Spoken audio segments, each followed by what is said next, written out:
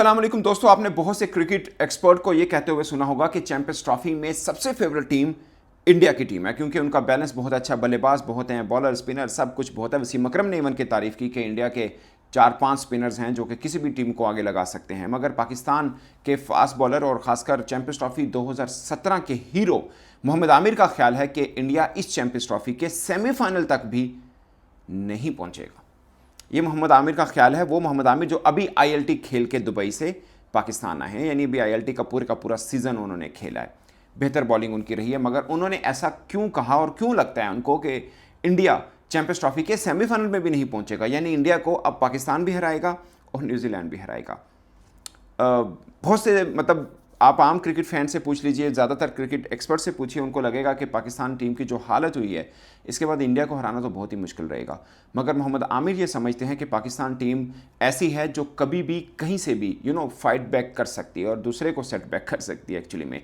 वैसे 2022 में तो मैं इस चीज़ का चश्मदीद गवाह हूँ कि पाकिस्तान जिम्बाब्वे से हारा था। अभी तो खैर न्यूजीलैंड से हारा, हम जिम्बाब्वे से हारे थे, फिर उसी वर्ल्ड कप का फाइनल हमने खेला था। और ये पहली बार नहीं हुआ, हमारे साथ अक्सर ऐसा होता है कि हम छोटी छोटी टीम से भी हार जाते हैं, फिर फाइट बैक करते हैं और अच्छा करते हैं। बट इस चैंपियंस ट्रॉफी में प्रॉब्लम ये है कि आपकी एक हार हुई तो समझिए आप 50% तो चैंपियंस ट्रॉफी से आउट हो गए। अब पाकिस्तान के लिए डू एंड डाई वाली सिचुएशन है कि इंडिया को हराना ही हराना है। एक तो ये कि ड्रीम इंडिया के साथ आप मैच खेल रहे हैं, दूसरा प्रॉब्लम ये है कि आपको चैंपियंस ट्रॉफी जिसके आप होस्ट हैं 29 ईयर के बाद, उसके अंदर रहने के लिए आपको ये मैच जीतना बहुत ज़रूरी है। और फिर हमें रावलपिंडी के अंदर बांग्लादेश के खिलाफ इन एक्शन होना है, जो कि मैं मानता हूं कि इस चैंपियंस ट्रॉफी की बज़ाहिर वीकेस्ट टीम लगती है, मगर वो भी तगड़ी टीम है। खासकर जिस तरह से कल उन्होंने इंडिया को फाइट बैक किया वो अपने आप में एक खास बात है। मगर coming back to Mohammad Aamir statement, जो उनको लगता है कि अच्छा, उनको वैसे ओवरऑल इस चैंपियंस ट्रॉफी की उनकी इस बात से मैं पूरी तरह से एग्री हूँ कि इस चैंपियंस ट्रॉफी की सबसे बैलेंस टीम जो है वो न्यूजीलैंड है, इसमें कोई शक नहीं है। उन्होंने एग्जाम्पल दी कि सेंटनर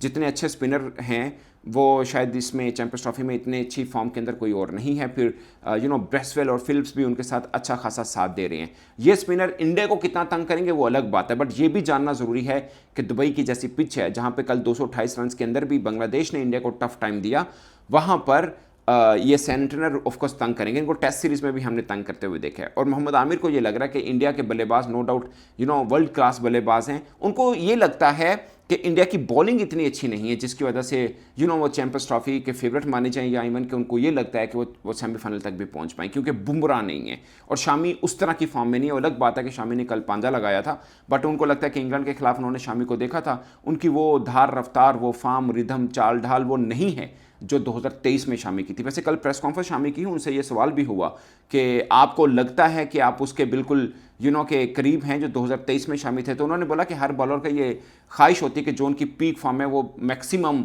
टाइम पीरियड के लिए कैरी ऑन कर सके, और वो कोशिश करते हैं कि अपनी अच्छी फॉर्म के अंदर ही बॉलिंग करें। जाहिर है उन्होंने इसको कनेक्ट नहीं किया कि मैं 2023 वाली फॉर्म में हूँ या नहीं हूँ, बट उन्होंने ये ज़रूर कहा कि हर बॉलर की ख्वाहिश है कि अपनी जितनी अच्छी फॉर्म है उसको कैरी ऑन करता रहे ताकि अपनी टीम के काम आए। और उन्होंने बताया कि वो जो पांजा किया और फिर उन्होंने एक फ्लाइंग किस की, वो अपने वालिद साहब के लिए थी। ऑफ कोर्स हर बंदे के लिए उनके वालिद साहब ही आइडियल और मोटिवेशनल होने चाहिए, क्योंकि आपके साथ जितनी स्ट्रगल, यानी जितना पसीना आपने बहाया होता है उससे ज़्यादा तो आपके वालिद ने भी पसीना बहाया होता है जितनी आपने मेहनत की होती है, इसमें कोई शक नहीं है। बट पॉइंट इस, मोहम्मद आमिर को ये लगता है कि शामी भी वो फॉर्म में नहीं है। अर्शदीप हैं, वैसे तो अर्शदीप को खिलाया नहीं, मगर साथ में अहमद शहजाद बैठे थे, उन्होंने हर्षित राणा की तारीफ की है। उन्होंने बोला हर्षित राणा की लाइन लेंथ बहुत अच्छी है और तगड़ी बॉलिंग वो कर रहा है।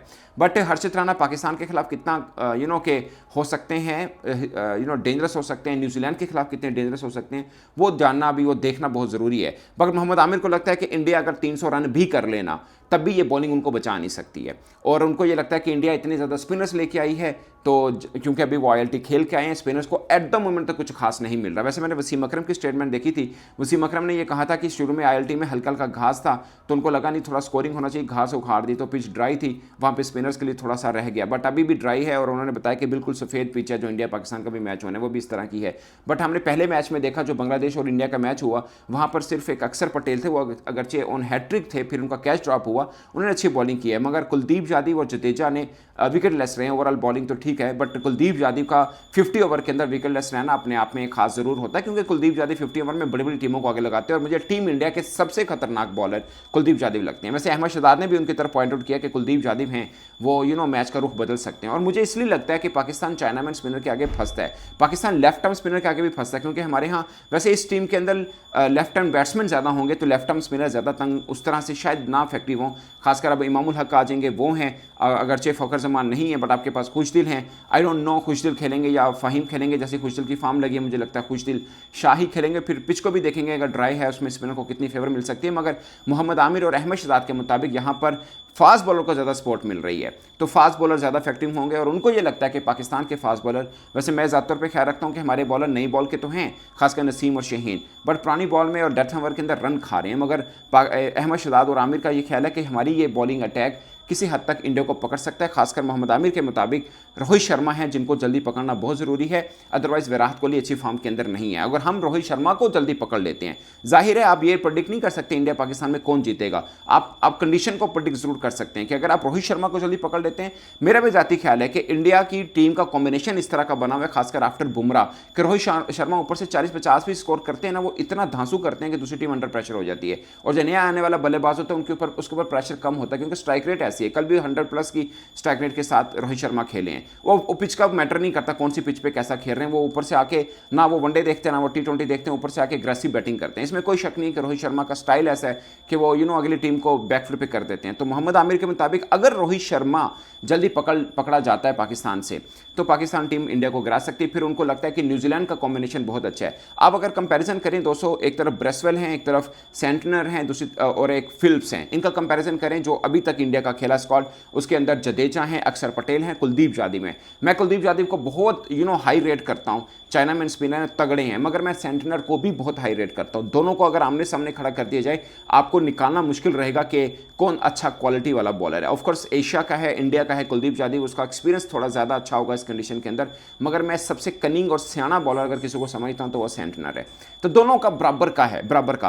फिर अगर ब्रेसवेल और जडेजा का कंपैरिजन करें, अगरचे कंपैरिजन बनता नहीं, वो लेफ्ट आर्म है, वो स्पिनर है, मगर ब्रेसवेल भी समझदार बॉलर है। पाकिस्तानी बल्लेबाजों को तो उन्होंने ठीक ठाक तंग किया, मगर इंडिया को कर सकते हैं नहीं कर सकते वो टाइम बताएगा, क्योंकि इंडिया के स्पिनर बहुत बल्लेबाज जो हैं स्पिनर को बहुत ज़बरदस्त तरीके से खेलते हैं। अगरचे न्यूजीलैंड की टीम इंडिया के अंदर 3-0 से टेस्ट सीरीज में क्लीन स्वीप हरा के आई है, तो ये बड़ा साइकोलॉजिकल एक इफेक्ट जरूर होगा। और मुझे भी ज़्यादातर पर ये लगता है दोस्तों कि इस पूरे चैंपियंस ट्रॉफी में सबसे बैलेंस साइड जो है वो न्यूजीलैंड की है। मुझे भी ये ज़्यादातर पर ये लगता है उनकी बैलेंस, ये नहीं कि हमें उन्होंने 3-0 से मारा है, बट उनकी वैसे भी बैलेंस, वैसे इंडिया को भी तो हरा के आए हैं ना। केन विलियमसन अच्छी फॉर्म में, विल जोंग ने 100 किया, लथम 100 कर गए हैं पाकिस्तान के खिलाफ, फिलिप्स ने एकदम आता है मैच को चेंज करके रख देता है, सिर्फ बैटिंग से नहीं बॉलिंग और फील्डिंग से भी, तो उनका बैलेंस बहुत तगड़ा है, इसमें कोई शक नहीं है। मगर मोहम्मद आमिर की इस बात में कितना दम है कि अगर इंडिया 300 भी कर ले तो उनकी बॉलिंग नहीं है जो उनको बचा पाए।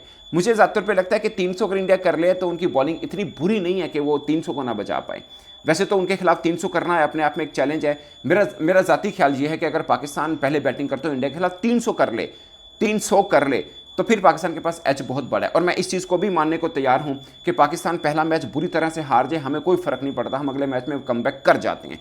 बट अगर आप कॉम्बिनेशन देखें, अगर फॉर्म देखें, तो मुझे पाकिस्तान की कॉम्बिनेशन फॉर्म दोनों तगड़ी नहीं लग रही है। 2-3 बल्लेबाज हैं, एक सलमान आगा, एक रिजवान है जो अच्छा खेल रहे हैं, फ़खर जमान अच्छा खेल रहे थे, वो है नहीं है। इमामुल हक अच्छी फॉर्म के अंदर आ जरूर रहे हैं, वो प्लेइंग 11 का हिस्सा होंगे या नहीं होंगे, ये क्वेश्चन मार्क जरूर रहेगा। क्योंकि दोस्तों अगर आप वैसे देखा जाए तो टीम के 15 में इमामुल हक नहीं थे, उस वक्त तो ये कहा गया कि उनका डिसिप्लिन का इशू, वो फिटनेस भी इतनी अच्छी नहीं है। अब आए हैं और एकदम उनको आप इंडिया के खिलाफ मैच में डाल देंगे, एक तरह से एक गैम्बल जरूर होगा ये। तो डिजर्व तो ये करते हैं कि उस्मान खान को टीम के अंदर शामिल किया जाए। फिर उस्मान खान का ये आता है, वैसे तो वो दूसरी जगह पे फील्डिंग भी करते हैं Usman Khan, but wicket keeper batsman actually में, तो अगर उनको कीपिंग करानी, आई डोंट थिंक सो कि इस प्रेशर गेम में रिजवान कीपिंग ग्लव्स छोड़ेंगे। अगर इस उस्मान खेलते भी हैं तो रिजवान ही कीपिंग करेंगे। बट मुझे ज़्यादातर पे लगता है कि पहला हक उस्मान का है, ना कि इमामुल हक का, क्योंकि वो टीम के साथ जुड़ के आ रहे हैं, वो मेंटली तौर पर भी थोड़े से तैयार होंगे, और यूएई में दुबई में खेलने का एक्सपीरियंस उनका बहुत ज़्यादा है। और मैं ये समझता हूँ हूं कि एशियन कंडीशन के अंदर उस्मान खान ज़्यादा इफेक्टिव हो सकते हैं। हमने उनको दूसरी कंडीशन में खिलाया है, मगर एशिया के अंदर ज़्यादा हो सकते हैं। और जो रोल वो करते हैं कि आकर थोड़ा सा चढ़ाई कर देते हैं, अगर वो इंडिया के खिलाफ कर गए तो पाकिस्तान के लिए ये भी एक गैम्बल जरूर है, मगर पाकिस्तान के लिए पॉजिटिव सेंस हो सकता है। यानी हमें फखर जमान वाला रोल चाहिए। आप इमाम को लेंगे, ऊपर से बाबर आजम साथ में ओपनर, दोनों डिफेंसिव खेलते हैं, तो ये ना पाकिस्तान के ऊपर प्रेशर और ऐड हो। और अब बाबर आजम के ऊपर जितनी बातें हो चुकी हैं, कोई एक बंदा नहीं जिसने बाबर आजम के ऊपर बात ना की हो।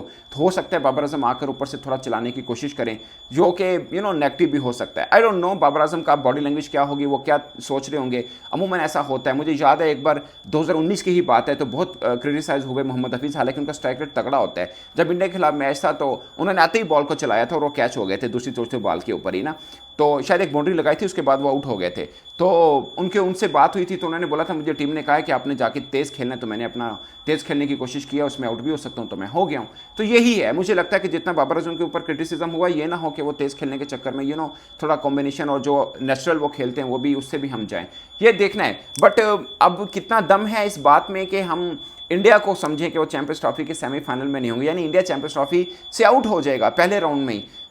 वेरी हार्ड, बट ये बात सच है कि न्यूजीलैंड तो हरा सकता है, इंडिया को हराने को पाकिस्तान भी हरा सकता है, इसमें ये नहीं है। जाहिर है तीनों टीमें बराबर की हैं और पहला मैच इंडिया जीता है, इसमें कोई शक नहीं, मगर कंपैरेटिवली वीक टीम से जीता है। और फिर मोहम्मद आमिर को ये लगता है कि दूसरे पूल के अंदर अगरचे इंग्लैंड बुरी तरह से हार के आया इंडिया से, मगर उनको लगता है कि इस वक्त अगर जो कंडीशन देखी जाए तो यहाँ पे फास्ट बॉलर्स के लिए बहुत अच्छा होगा। यानी अगर इंग्लैंड का कहीं ना कहीं सेमीफाइनल दुबई में भी पड़ जाता है, तब भी उनके फास्ट बॉलर बहुत तगड़े। ये मैं भी मानता हूं कि उनके फास्ट बॉलर बुरी तरह पीटे हैं इंडिया के अंदर, मगर पाकिस्तान की कंडीशन और दुबई की कंडीशन में उनको फायदा जरूर मिलने वाला है। जैसे आप देखें न्यूजीलैंड के जो बॉलर हैं, उन्होंने तगड़ी बॉलिंग की है फास्ट बॉलर ने, अगरचे पाकिस्तान उनके स्पिनर्स के हाथों आउट हुआ, वैसे उनके स्पिनर्स के हाथों पाकिस्तान को हार हुई है, मगर फास्ट बॉलर ने काफ़ी किरदार निभाया। और अब मैं ये मानता हूं इस बात को कि इंग्लैंड के फास्ट बॉलर अच्छे हैं, बट मुझे दो टीमें जो बहुत धांसू लग रही हैं, दो ग्रुपों से देखा जाए, एक न्यूजीलैंड लग रही है, दूसरा मुझे साउथ अफ्रीका लग रही है। ऑफकोर्स उनके पास वो नोकिया नहीं है, कर्जे नहीं है, वो होते तो वो सुपर फेवरेट होते, बट एट द मोमेंट भी क्लासन, मार्करम और ये बड़ी स्टर्ब्स हैं, उनको आप रिकल्टन, ये सब अच्छे क्रिकेटर हैं। बट दोस्तों आपको क्या लगता है कि दोनों पूल में से कौन सी एक टीम ऊपर सबसे फेवरेट है? उसके ऊपर आप अपनी राय कमेंट के सूत्र में जरूर बताइएगा। बट ये 8 टीमों का खेल है, इसमें सब टीमें इक्वल कैरी करती हैं, 19-20 का फर्क है, हर एक का एक तुक्का है, मैं ये ज़्यादातर पे समझता हूँ, या कॉम्बिनेशन को देख के जो अंदाज़ा लगाया जा सकता है वो है। बाकी इंडिया पाकिस्तान को भी हरा सकता है, वो तो हरा ही सकता है, बट पाकिस्तान भी इंडिया को हरा सकता है, इसमें ये रूल आउट नहीं है बात। और न्यूजीलैंड इंडिया को भी हरा सकता है और इंडिया न्यूजीलैंड को भी हरा सकता है, दोनों इक्वल कैरी करती हैं। बट मैं ये श्योर हूँ कि दोनों एशिया में से एक टीम सेमीफाइनल से बाहर जरूर होगी। इस पर दोस्तों आप अपनी राय कमेंट के सूत्र में जरूर बताइएगा। मेरी तरफ से इतना, इजाजत दीजिए, अल्लाह हाफिज़।